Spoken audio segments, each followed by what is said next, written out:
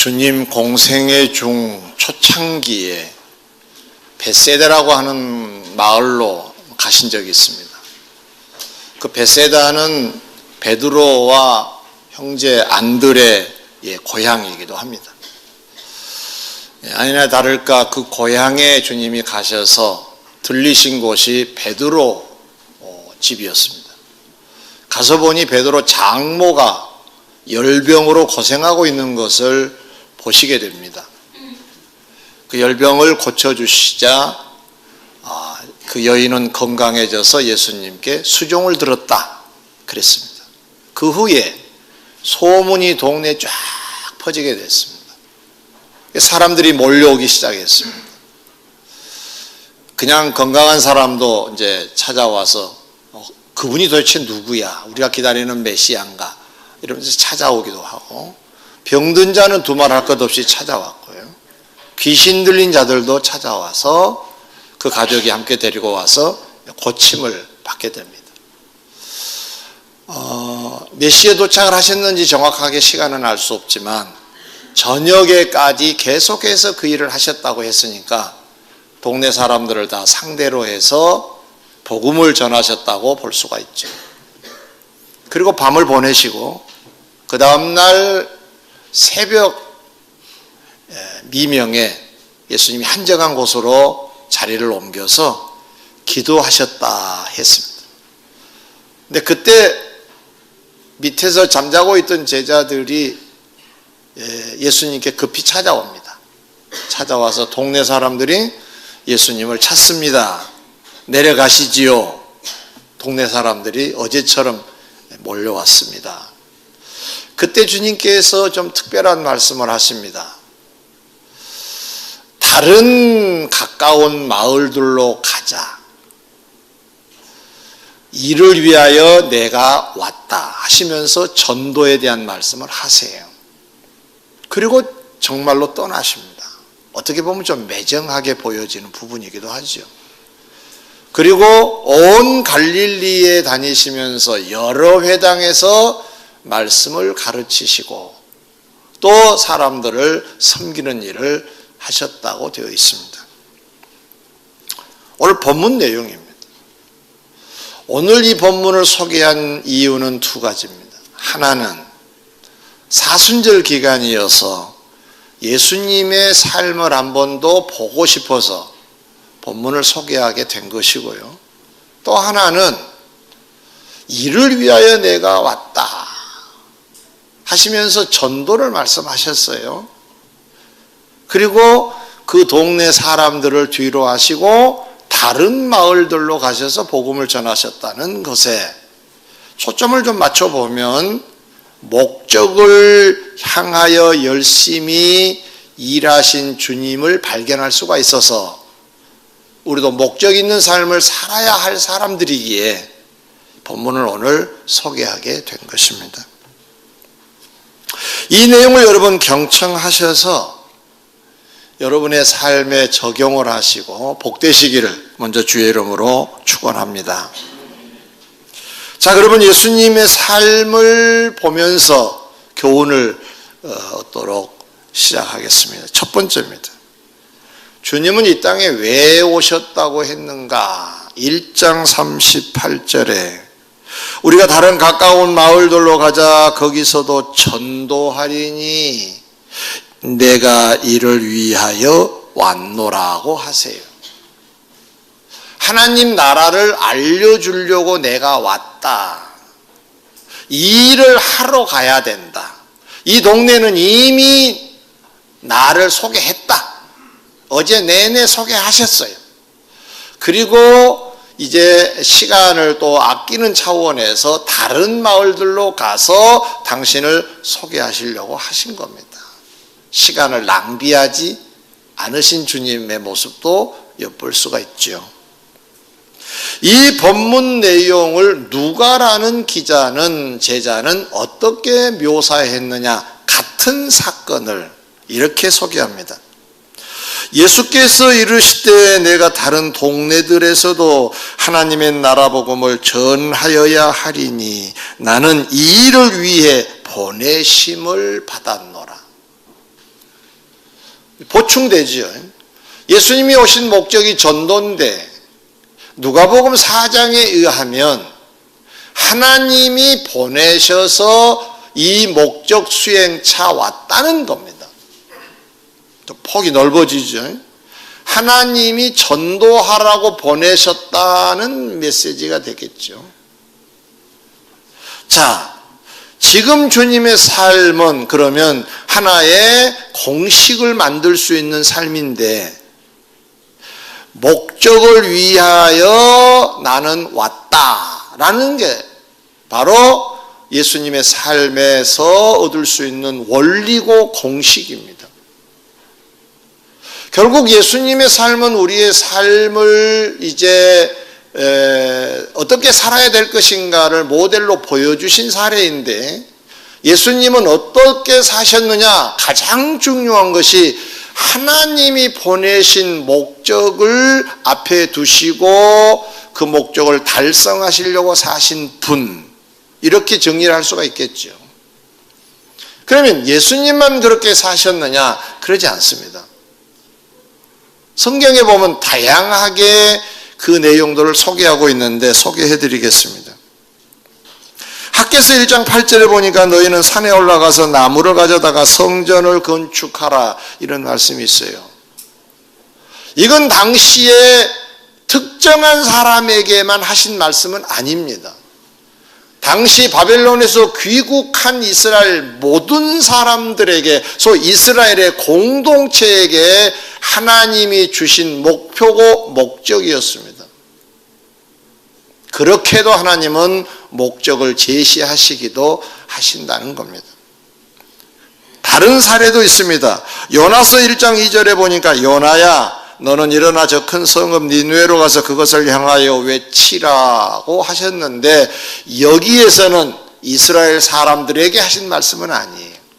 요나 개인에게 주신 말씀이에요. 곧 요나의 목표는, 요나의 목적은 무엇이어야 되느냐? 당시에 니느웨에 가서 복음을 전하는 것이 그의 목표고 그의 삶의 목적이 되었던 것입니다. 사도행전 9장 15절에 보면 주께서 이르시되 가라, 이 사람은 내 이름을 이방인과 임금들과 이스라엘 자손들에게 전하기 위하여 택한 나의 그릇이다, 이렇게 말씀을 하셨어요. 이 말씀은 아나니아라고 하는 주의 종에게 훗날 바울이 된 사울이라는 사람에게 가서 해야 이제 안수를 해서 고쳐주라고 하시면서 하신 말씀이고, 보면 이 내용이 바울의 목표고 목적인 셈이 된다는 말씀입니다. 마태복음 28장 19절 이하에 보면 너희는 가서 모든 민족을 제자로 삼아 아버지와 아들과 성령의 이름으로 세례를 베풀고 내가 너희에게 분부한 모든 것을 가르쳐 지키게 하라 하신 말씀을 주님이 승천하시면서 무리들에게 하셨는데, 이것은 전 인류를 향하여 외치신 말씀이고, 보면 인류의 목표고 인류의 목적이 된다는 말씀입니다. 사랑하는 성도 여러분, 주님의 삶은 목적이 이끄시는 대로 산 삶이라 그랬습니다. 목적이 이끌었습니다. 하나님의 목적입니다. 하나님이 주시는 목적을 향하여 가셨다, 그 말입니다. 성경 속의 위대한 인물들도 이 목적을 가지고 살았다고 방금 소개해 드렸습니다.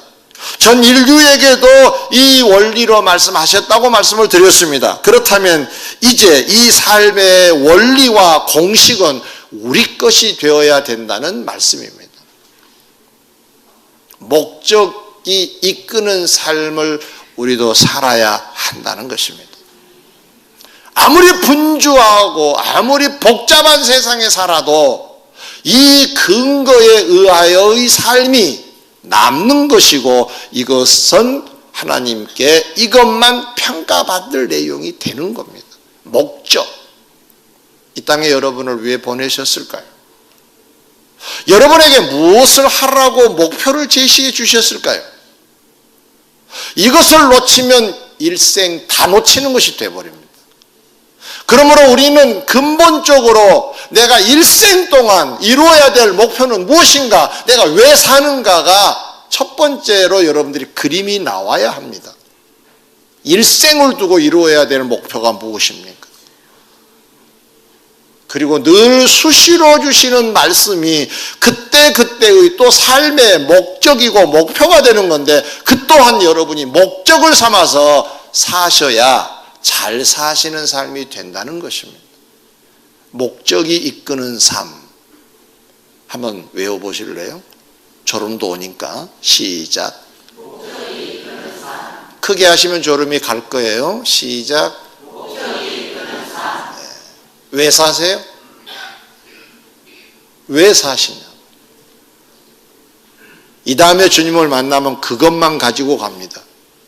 내가 그것 때문에 보냈는데 어떻게 하고 왔느냐고 물으실 거라 그 말이죠. 목적이 분명해야 합니다. 두 번째입니다. 주님은 그 목적을 이루시기 위해서 그럼 어떻게 사셨느냐? 목적만 가지고 사셨느냐? 아닙니다. 1장 35절. 새벽 아직도 밝기 전에 예수께서 일어나 나가 한적한 곳에 가서 거기서 기도하시더니 그랬어요. 자, 예수님이 이 벳세다라고 하는 마을에서 저녁 내 수고하셨다 그래서요, 하나님 나라의 말씀을 전하시고 병자를 고치시고 귀신을 내쫓으시고, 이거 피곤한 일입니다. 저는 1부, 2부, 3부, 오후 성경 공부 또 상담하면은 진이 빠져요. 그러면서 한번 생각해 봤어요. 내가 이렇게 피곤한데 주님은 얼마나 더 피곤하셨을까?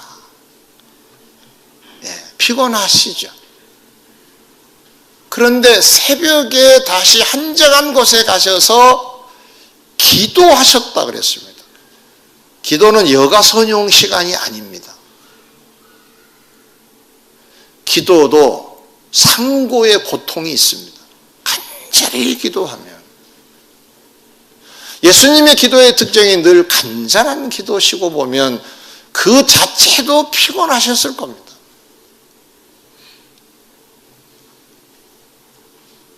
그리고 이제 다른 마을들로 가셔서 여러 회당에서 복음을 전하셨다 그랬죠. 기도하시는 예수님, 또 복음을 전하신 예수님, 여러 회당을 두루 다니시면서 이걸 묶어서 요약하면 어떤 내용이 되겠습니까? 열심히 나옵니다. 열심히 사셨다는 거죠.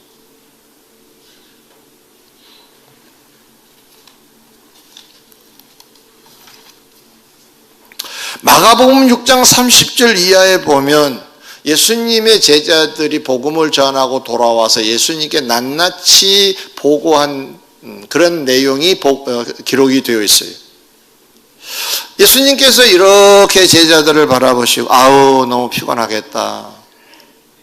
밥을 제때로 먹지 못할 정도로 당신을 수종 들고 있는 제자들이 안쓰러우셨던지, 가자, 한적한 곳에 가서 잠깐 우리 쉬다 오자 하시면서 제자들을 배에 태워서 떠나십니다. 그 일을 마치시고 나서. 그런데 거기에 있던 사람들이 또 예수님을 만나고 싶었어요. 그래서 예수님이 가실만한데 배를 이렇게 바라보고 배가 어디로 가는가 방향을 대충 짐작하고 예상 지역으로 다시 모여들기 시작했습니다. 아니나 다를까 예수님이 그곳에 도착을 하셨어요. 쉬러 지금 가신 거잖아요. 식사하러 어쩌면 지금 가신 거잖아요. 근데 사람들이 몰려온 거예요. 그때 예수님께서 저들을 보시고 목자 없는 양 같음을 불쌍히 여기셨다 그랬어요. 그래도 뭔가 얻어보려고 저렇게 달려온 저 모습이 이쁘기도 하고 안쓰럽기도 하고 안타깝기도 하고, 그래서 다시 말씀의 강단을 여서서 말씀을 전하셨다는 거예요. 그리고 병자를 고치시고 귀신을 내쫓으시고 뭘 느낄 수 있나요? 계속 수고하셨는데 일거리가 있다 또 수고하신 예수님의 모습을 엿볼 수가 있습니다. 정리해보면 주님은 목적을 달성하시기 위하여 달리고 달리는 열심의 삶을 사셨다. 그 메시지예요. 열심히 사셨다. 성경 속의 위대한 인물들도 동일하게 예수님을 닮습니다. 바울을 우리가 많이 꼽는데요. 빌립보서 3장 12절에 보니까 내가 이미 얻었다 함도 아니요 온전히 이루었다 함도 아니라 오직 내가 그리스도 예수께서 잡힌 바 된 그것을 잡으려고 달려가노라. 이 고백을 할 무렵이 많이 성사를 하고 온 다음이에요. 다시 말하면 많은 업적이 있는 다음이에요. 이제 그만 쉬어도 되겠지 그럴 때예요. 내가 이미 그런데 얻었다 함도 아니라 나는 지난 내가 이루었다고 생각한 내 업적을 기억에서 사라지게 하고 또 다시 달려간다. 이게 바울의 삶입니다. 그는 연결해서 14절에 이렇게 고백합니다. 표대를 향하여 그리스도 예수 안에서 하나님이 위에서 부르신 부름의 상을 위하여 달려가노라. 그 상을 바라보면서 나는 달려간다. 이 표현은 비유지요. 달려가면서 어떻게 일을 해요? 비유지요. 열심히 산다는 얘기입니다. 달려가면 특징이 하나 있죠. 땀나지요. 땀나는 삶을 사셨다는 말. 여러분 뭔가 골몰이 생각하고 그 일을 이루기 위하여 밤잠을 설치고 거기에 에너지를 소진하고 때로는 삐죽삐죽 나는 땀을 느끼면서 일해본 적이 있나요? 주님의 삶은 그러셨고 바울의 삶도 그랬다는 얘기를 지금 성경에서는 밝히고 있습니다. 열심히 살았다.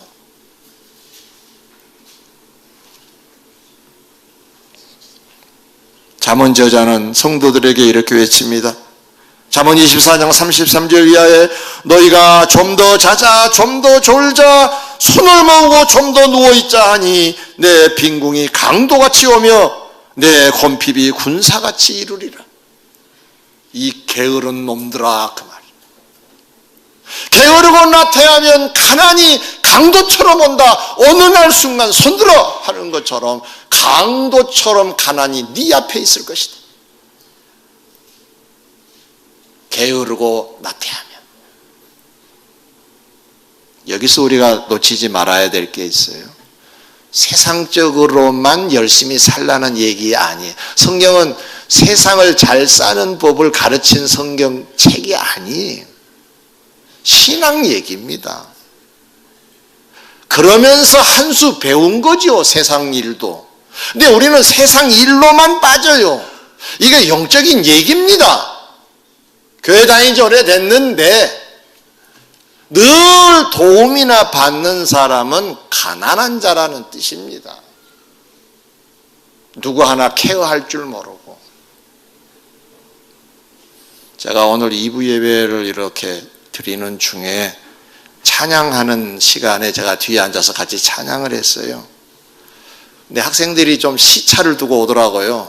미리 온 아이, 늦게 온 아이, 찬송 부를 때 오는 아이, 남자 여자 이렇게 서 있는데 남학생 옆에 자리가 있어서 가긴 갔는데 또 누가 옆에 또 오니까 가지를 못하고 삐죽삐죽 하고 있는 거예요. 뒤에 한 학생이 이렇게 교통정리를 해주는 거예요. 이만큼 가라고, 이만큼 오라고. 너무 예쁘게 보이더라고요. 평상시에는 그런 모습을 별로 못 봤는데 학생들끼리 모여 있으니까 실력을 발휘하는 거예요. 여러분은 어떠세요? 나는 그 아이를 생각하면서 이런 생각이 들었습니다. 너는 참 큰 아이구나. 누군가를 이렇게 옮겨줄 수 있는 사람, 보고도 못하는 사람 많습니다. 좀 성숙한 아이 같았습니다. 도울 줄 아는 사람은 뭔가 있을 때 도와요. 여러분, 어디에서 인심난다 그러죠? 알기는 무지하게 잘하시는데 광이 부실하면 도울 수 없습니다. 내 호주머니가 털털 비었는데 누굴 도와요? 신앙이 가난한데 무슨 일을 해요? 직분으로 일하는 사람이 있어요. 그런데 그 사람들의 일 뒤처리를 가서 보면 일꾼으로 있지 않고 일감으로 역전이 될 때가 많습니다. 안타까울 때가 많아요. 그건 직분으로 일을 하고 있는데 실제로 해치고 있는 경우와 같은 거예요. 가난한 자예요.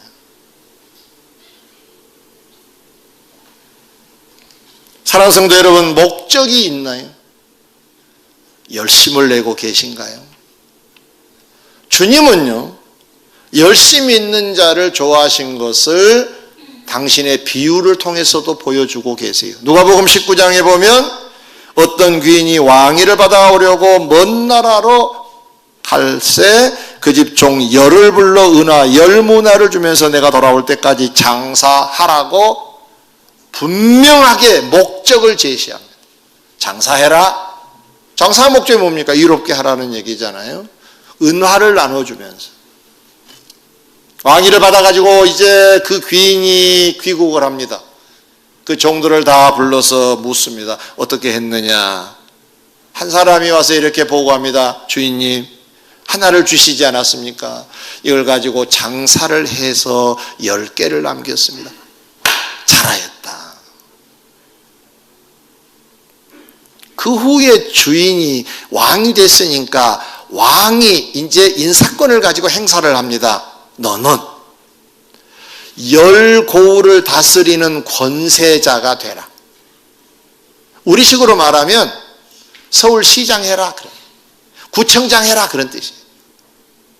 인사권을 발동할 수 있는 왕이니까. 그 다음에 한 사람이 주인님, 저는 5개를 가지고 5개를 남겼습니다. 너도 잘했다. 근데 너는 5고을을 다스리는 권세를 받아라 그래. 차이가 있죠. 여기서 발견할 수 있는 것이 무엇입니까? 10개를 남기기 위해서 얼마나 많이 노력을 했을까요? 얼마나 많이 새벽잠을 설쳤겠어요? 밤잠을 설쳤겠어요? 제 글 중에 새벽을 깨우고 저녁 밤을 재우자는 표현을 제가 하나 썼어요. 오늘 글 속에. 여러분, 밤을 재워버리면 어떤 현상이 벌어집니까? 난 안 잔다는 얘기잖아요. 새벽을 깨운다는 말은 내가 먼저 일어나서 새벽을 깨웠다는 얘기잖아요. 열심히 사는 시간대를 얘기한 거예요. 열심히.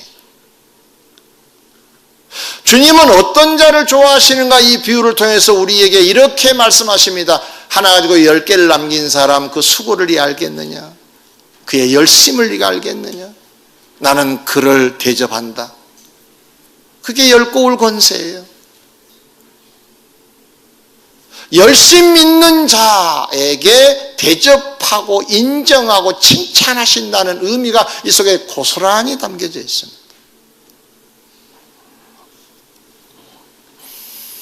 땀나는 인생 열심히 살아봅시다. 세상으로도 열심히 살아야 되겠지만 신앙적으로도 열심히 사셔야 돼요. 왜냐? 이게 주니까. 여러분, 바꾸시면 안 돼요. 이것만 가지고 간다고요. 세상의 부귀영화를 가지고 가지 않아요. 제발. 신앙 가지고 갑니다. 신앙 가지고.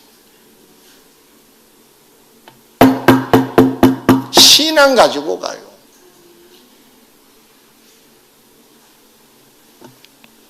셋째 마지막입니다. 주님은 그 목적 달성을 하신 후 어떻게 되셨는가? 빌립보서 2장 9절은 이렇게 소개합니다. 이러므로 하나님이 그를 지극히 높여 모든 이름 위에 뛰어난 이름을 주사 하늘에 있는 자들과 땅에 있는 자들과 땅 아래에 있는 자들로 모든 무릎을 예수의 이름에 꿇게 하시고 모든 입으로 예수 그리스도를 주라 시인하여 하나님 아버지께 영광을 돌리게 하셨느니라. 말씀을 정리하면 주님은 목적 달성을 하시자 하나님이 지극히 높여주셨다. 어느 정도로 높여주셨느냐? 만인을 예수님 무릎 아래 꿇게 하실 정도로 만주의 주가 되시도록 만왕의 왕이 되시도록 높여주셨다는 얘기잖아요. 그분이 누구예요? 예수 그리스도. 어떻게 사셨나요? 목적을 열심히 달성하신 분. 사도 바울도 이렇게 말합니다. 이제후로는 나를 위하여 의의 멸류관이 예비되었다라고 디모데후서 4장 8절에 소개하는데 그 앞부분을 보니까 뭐하고 했다는데 이 말을 묶어서 정리하면 나는 신앙생활을 열심히 했다. 나에게 맡기신 일을 열심히 이루었다. 그러니 이제후로는 나를 위하여 의의 멸류관이 예비되었다. 나뿐만 아니라 주의 나타나심을 사모할 자들에게 하나님은 주실 것이라고까지 덧붙이고 있습니다. 사모하는 자. 여러분, 사모라는 거 여러분 아시죠? 아니, 목사 부인을 보통 사모라 하는데 그 사모 말고 기다리는 거, 그리워하는 거, 좋아하는 거. 오늘 주님을 좀 봐야 되는데, 내가 오늘 은혜를 좀 받아야 되는데, 그 사모함, 주님이 오실 것인데 그 주님을 내가 만나야 되는데 그럼 뭘 좀 단장을 해야 될 것인데 어떻게 단장을 하다가 주님을 만날까? 그 사모함, 그 사모한 자들에게 그 멸류관 또한 주실 것이라고 바울은 소개하고 있습니다. 목적 있는 자, 열심 있는 자. 말씀을 맺고자 합니다. 히브리서 6장 10절에 하나님은 불의하지 아니하사 너희의 행위와 그의 이름을 위하여 나타낸 사랑으로 이미 성도를 섬긴 것과 이제도 섬기고 있는 것을 잊어버리지 아니하시느니라. 하나님은 어떤 분이시냐를 이렇게 요약합니다. 너희 행위와 이미 섬겼던 것과 지금 섬기고 있는 것도 잊어버리시지 않으시는 분. 안 잊어버리시면 뭐 하시겠다는 거죠? 기억하시겠다는 거죠. 왜 기억하신 거죠? 갚으시려고. 옛날 수고하셨던 여러분의 모든 행위, 모든 섬김 기억하고 계실 줄 믿습니다. 지난 주간도 섬기고 애썼던 것들 기억하실 줄 믿습니다. 지금 오늘도 우리의 수고 현장을 지켜보시고 기억하시겠다고 하시지 않습니까? 왜일까요? 오늘 말씀으로 정리해 드리면 목적을 향하여 열심히 사는데 대접해 주시고자 기억하시겠다는 거예요. 다 같이 따라합시다. 목적이 이끄는 삶. 기도하겠습니다.